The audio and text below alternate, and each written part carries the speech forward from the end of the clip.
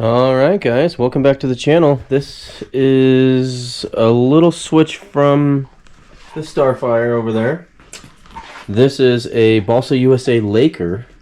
It's supposed to snow about 5 inches here in the next few days, and one of my buddies was saying that these seaplanes fly nice off the snow. I've never tried it before with a nitro one. I've seen those guys be successful with some electric stuff that's probably got a little more power than this, but we'll see. So I'm going to mount a motor to this, put a little bit of elbow grease into this here spline. Is a little bit gummy, so I'm going to try and get it. It controls the throttle linkage through there. I think it got a little bit of fuel in there or something over time. It got a little gummy, and get this thing going. It's an old school bird. Somebody did a nice job putting it together. I've never flown it. I've had it for a little while. I just haven't had time to take it out to the lake or anything because it's been a little bit down. I've also got one of these aileron control harnesses that's broken off, so I'm gonna fix that, put that together, and see if this thing will fly off the snow if it get a chance to do it. We'll see this weekend. I'll put together a little time lapse of this thing, me working on it, trying to figure out what's going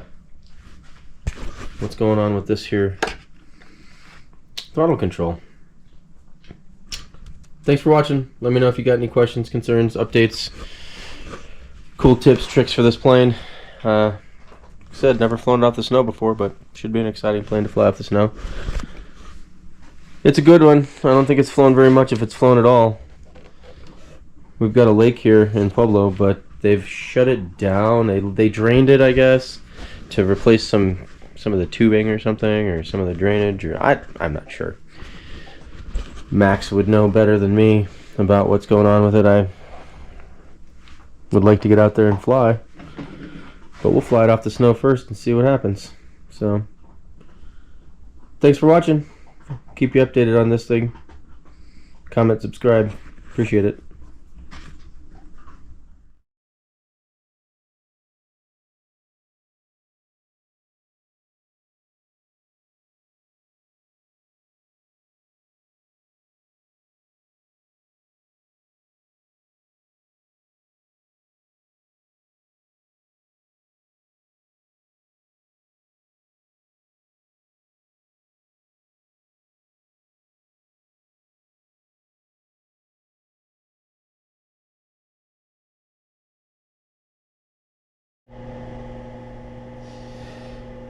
Alright guys, little update on the Laker.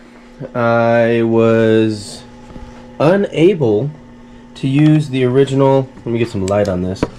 This tube right here that runs up the pod shaft here, it has a brass tube inside of a brass tube, and it runs up for the throttle linkage. I could not get it out without, I even cracked the leading edge right here. You can see there's a little crack right here, and that happened on both sides. It was split in the wood where the brass rod was going through, and I can see corrosion if you get in really close and tight.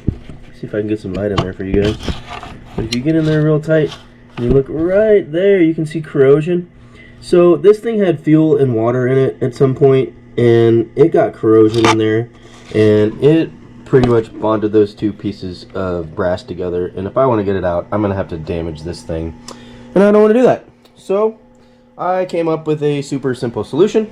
I just cut a little hole in the back of the pod here. I know this is going to add a little bit of tail weight to this, but I don't think it's going to be an issue. I don't think it's going to be a problem. This thing's going to be probably a little bit overpowered with this 46 on it. It's a Thunder Tiger 46, the old Thunder Tiger Pro 46s. They seem to run really well.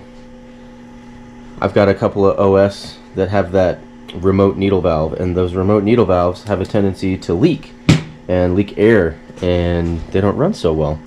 So I'm going to try this motor and see how it does. I ran it on the bench. It runs pretty good.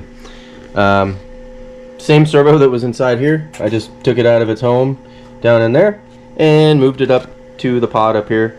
I'm probably going to take this and seal it up a little bit with some silicone or some. I've got the glue gun here too. I sealed it up right here with some hot glue just to keep this rod in place.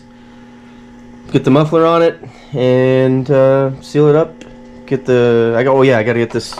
I'm gonna just replace these with some metal ones. I've got some metal rods, so I'm just gonna bend a Z-bend in it, hook up to this, or a simple 90-degree lock, so I can get it onto those, and then I can put these on the end, because you have to disconnect these every time you take the wing on and off. That's how, because there's no other way to get it to be like sort of waterproof, because I mean you can get some water in here. I think the float line for this thing is higher than or is lower than these, but it's got to be low enough to get in the water for the rudder back there.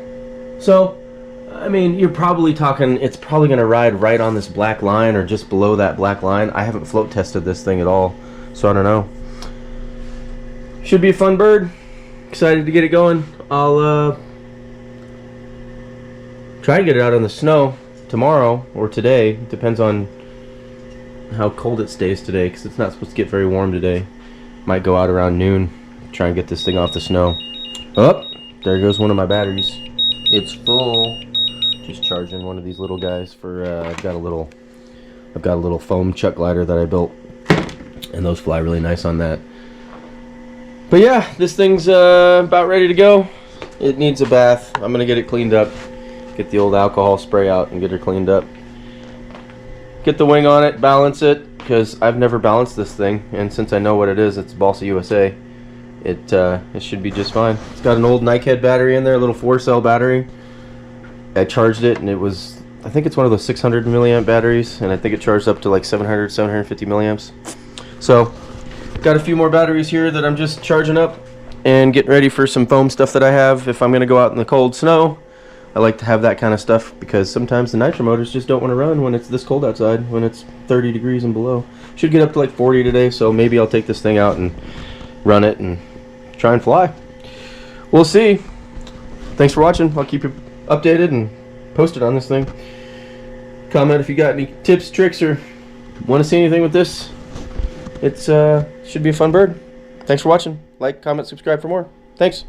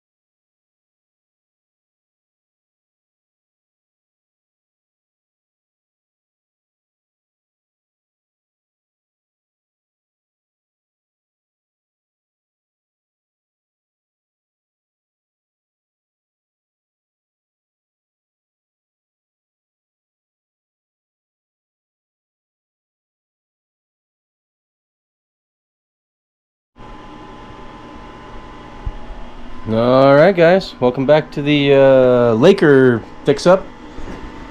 It wasn't really much of a build, just a few things that needed to be done to it. There's the Thunder Tiger Pro 46. I'm going to put a deflector on this to try and get that fuel a little bit farther away. That servo back here seemed to work out really nice for the throttle. No problems. Hopefully it doesn't get too hot right here. I might have to run some I might have to run a cable over this, a protector over it, something. Should be okay though. Shouldn't be too hot. I strapped that one away from it so it's not getting too hot.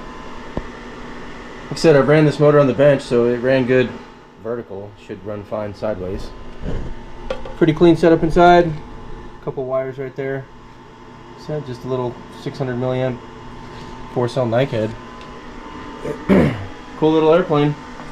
Hopefully it flies nice. My buddy suggested that I protect the bottom of this with some plastic covering, some shrink wrap.